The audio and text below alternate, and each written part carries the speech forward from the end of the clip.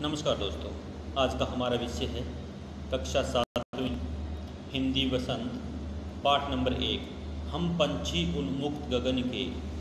इसका अभ्यास कार्य करेंगे कविता से। प्रश्न नंबर 1 है, हर तरह की सुख सुविधाएं पाकर भी पक्षी पिंजरे में बंद क्यों नहीं रहना चाहते। तो पक्षी अपने मन की व्यथा सुनाते हुए कहते थे ना कि हर तरह की सुख सुविधाएं पाकर भी पक्षी पिंजरे में बंद नहीं रहना चाहते, क्योंकि उन्हें वहाँ उड़ने की आज़ादी नहीं है। वे क्या चाहते थे? उड़ना चाहते थे। वे तो खुले आसमान में ऊंची उड़ान भरना, नदी झरनों का बहता जल पीना, कड़वी निंबोरियाँ खाना, पेड़ की ऊंची डाली पर झूलना, फुदकना, कूदना, अपनी पसंद के अनुसार अलग अलग ऋतुओं में फलों के दाने चुगना और एक्सटीज मिलन करना ही पसंद है। यही कारण है कि हर तरह की सुख सुविधाएं पाकर भी पक्षी पिंजरे में बंद नहीं रहना चाहते, क्योंकि उन्हें आज़ादी पसंद है। प्रश्न नंबर 2 में पक्षी उन्मुक्त रहकर अपनी कौन कौन सी इच्छाएं पूरी करना चाहते हैं। इसमें कवि कहता है कि वे खुले आसमान में उड़ना चाहते हैं। दूसरी बात, वे अपनी गति से उड़ान भरना चाहते हैं, नदी झरनों का बहता जल पीना चाहते हैं, नीम के पेड़ की कड़वी निंबोरियाँ खाना चाहते हैं, पेड़ की सब ऊंची फुनगी पर झूलना चाहते हैं। फुनगी मतलब टहनियों पर झूलना चाहते हैं। वे आसमान में ऊंची उड़ान भरकर अनार के दानों रूपी तारों को चुनना चाहते हैं, एक्सटीज मिलन करना चाहते हैं। आगे आता है प्रश्न नंबर 3, भाव स्पष्ट कीजिए। या तो एक्सटीज मिलन बन जाता या तनती सांसों की डोरी। ये क्या कहता है कि एक्सटीज क्या होता है कि एक तो होती है पृथ्वी और एक होता है आसमान। ये पृथ्वी और आसमान जहाँ से हमें दिखाई देता है कि ये यहाँ पर मिल रहे हैं, वो होता है एक्सटीज। तो ये तो कहते हैं कि या तो एक्सटीज मिलन बन जाता कि ये एक्सटीज हमें मिल जाता, हम चलते और हमें ये मिल जाता, या तनती सांसों की डोरी, या फिर हमारी सांसें ही टूट जाती या हमारी सांसों की जो डोरी है वो खिंच जाती। इस पंक्ति में कवि पक्षी के माध्यम से कहना चाहता है कि यदि मैं स्वतंत्र होता तो उस असीम एक्सटीज से मेरी होड़ हो जाती कि मैं वहाँ तक पहुँचना चाहता हूँ। मैं इन छोटे छोटे पंखों से उड़कर या तो उस एक्सटीज से जाकर मिल जाता या फिर मेरा प्राणांत हो जाता, मेरी मृत्यु हो जाती। कई लोग पक्षी पालते हैं। पक्षियों को पालना उचित है अथवा नहीं, अपने विचार लिखिए। क्या अपने या आपकी जानकारी में किसी ने कभी कोई पक्षी पाला है? उसकी देखभाल किसी प्रकार की होती है? लिखिए। तो इसमें सबसे पहले आता है ना कि पक्षियों को पालना उचित है अथवा नहीं। तो हमारे दृष्टिकोण में पक्षियों को पालना उचित नहीं है। इससे हम उसकी आज़ादी पर रोक लगा देते हैं कि वह उड़ना चाहता है, उसको हम पिंजरे में बंद रखते हैं। उनकी इच्छाओं, सपनों और अरमानों पर पाबंदी लगा देते हैं। अतः पक्षियों का पालना सही नहीं है। उन्हें प्रकृति में स्वच्छंद विचरण करने देना चाहिए। उन्हें वहीं प्रसन्नता मिलती है। उन्हें अपनी आज़ादी में घूमने देना चाहिए। दूसरा प्रश्न था, क्या आपने या आपकी जानकारी में किसी ने कभी कोई पक्षी पाला है? इसकी देखरेख किस प्रकार की जाती होगी? लिखिए। तो हमारे एक पड़ोसी ने तोता पाला था। उस पड़ोसी ने उसे मेले से खरीद कर लाया था। उसके परिवार के सभी सदस्य मन से उसकी देखरेख किया करते थे। प्रतिदिन उसके पिंजरे की सफाई किया करते थे। एक कटोरी में पानी पीने के लिए और खाने के लिए चना दिया करते थे। इसके अलावे तोते के मौसमी फल और मिर्च भी खाने को दिया जाता था। मेरा पड़ोसी घंटों उस तोते से बातें किया करता था और उसे लेकर उसे घुमाने पार्क में जाया करता था। तोते ने घर के सभी सदस्यों के नाम रट लिए थे, लेकिन तोता खाना भारी मन से खाता था। जब मैं पड़ोसी के घर पिंजरे के पास जाता था तो वह हमारी ओर आशा भरी दृष्टि से देखता था कि कहीं कोई हमारी आज़ादी की बात करे।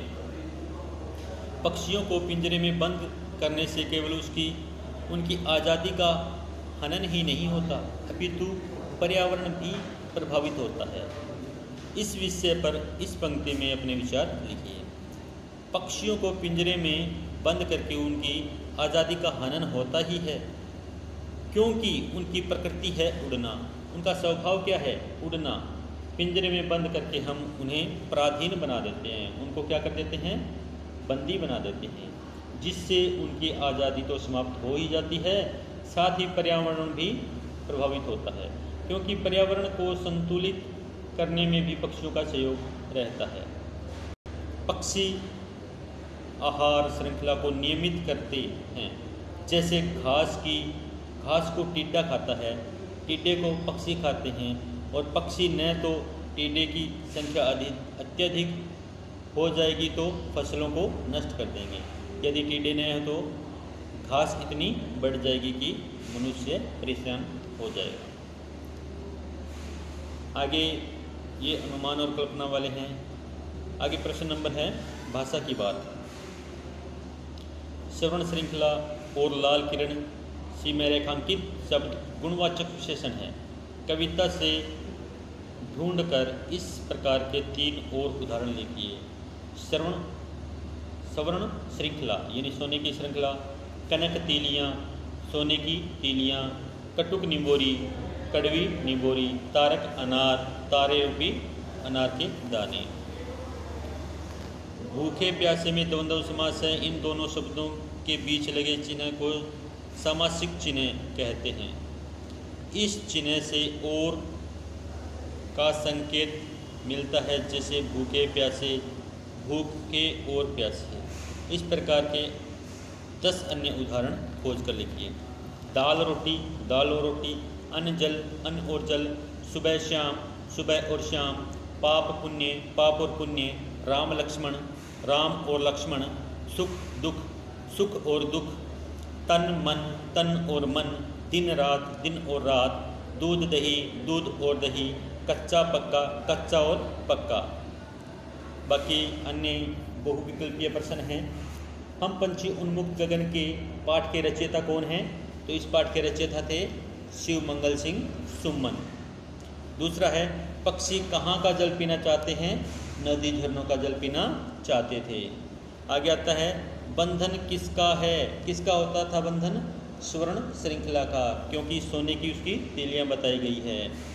आगे आता है लंबी उड़ान में क्या क्या बाधाएं हो सकती है? लंबी उड़ान में एक्सटेज की सीमा मिल जाती, सांसों की डोरी तन जाती, ये दोनों ही बताई थी कवि ने, तो ये तीसरा हो जाएगा।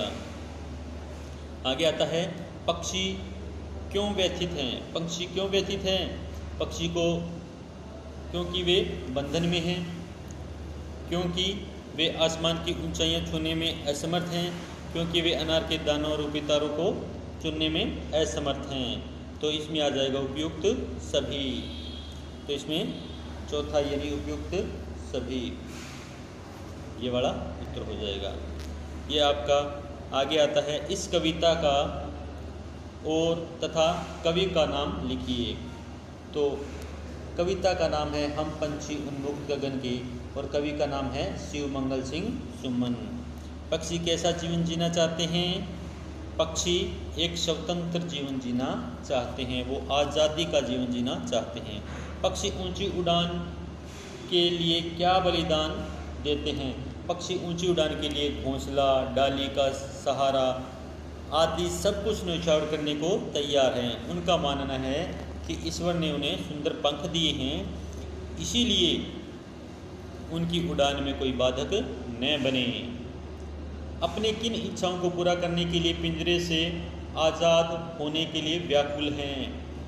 पक्षी नदी झरनों का बहता जल पीते हैं, या फिर तेज गति से उड़ान भरने, नीले आसमान की सीमा तक उड़ने, पेड़ की फुनगी पर झूलने, कड़वी निंबोरियाँ खाने और अनार रूपी दाने चुगने के लिए पिंजरे के बाहर निकलने के लिए व्याकुल हैं।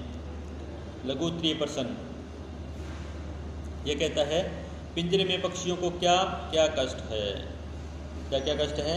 पिंजरे में पक्षी खुले आसमान में उड़ान नहीं भर सकते, नदी झरनों का बहता जल नहीं पी सकते, कड़वी निंबोरियाँ नहीं खा सकते, खुदक नहीं सकते, अपने पंख नहीं फैला सकते, अनार के दानों रूपी तारों को चुग नहीं सकते। इसके अतिरिक्त पिंजरे में पक्षियों का वह वातावरण नहीं मिलता जिसमें रहने के लिए वे आदी हैं। आगे आता है पक्षियों के सपने और अरमान क्या हैं। पक्षियों का सपना है कि वे वृक्ष की सबसे ऊंची फुनगी पर बैठकर झूला झूले। उनका अरमान है कि वे नीले आसमान में दूर दूर तक उड़ते हुए आकाश की सीमा तक पहुंच जाएं। इस कोशिश में अक्सर से मुकाबला करते हुए उनका अंतिम छोर ढूंढ निकालें या अपने प्राण त्याग दें। पक्षी मनुष्यों से क्या चाहते हैं? पक्षी मनुष्यों से क्या चाहते हैं? पक्षी मनुष्यों से चाहते हैं कि उसे स्वतंत्र होकर उड़ान भरने दें। वह इसके बदले अपना घोंसला और टहनी का अपना आश्रय भी देने को तैयार हैं। वे हम लोगों से यह प्रार्थना करते हैं कि उन्हें ईश्वर ने जब उड़ने के लिए पंख दिए हैं तो मानव उनकी उड़ान में विघ्न न डाले, बाधा न डालें, उन्हें स्वतंत्र रूप से उड़ने दें। यह कविता हमें क्या प्रेरित करती है? यह कविता हमें इस बात के लिए प्रेरित करती है कि बंधन में रहकर हमें कितनी भी सुविधाएं क्यों न दी जाए, सभी व्यर्थ होती है। स्वतंत्र जीवन में ही हम अपनी इच्छा से सभी काम करते हैं, जबकि पराधीनता से दूसरों की इच्छाओं को मानना पड़ता है।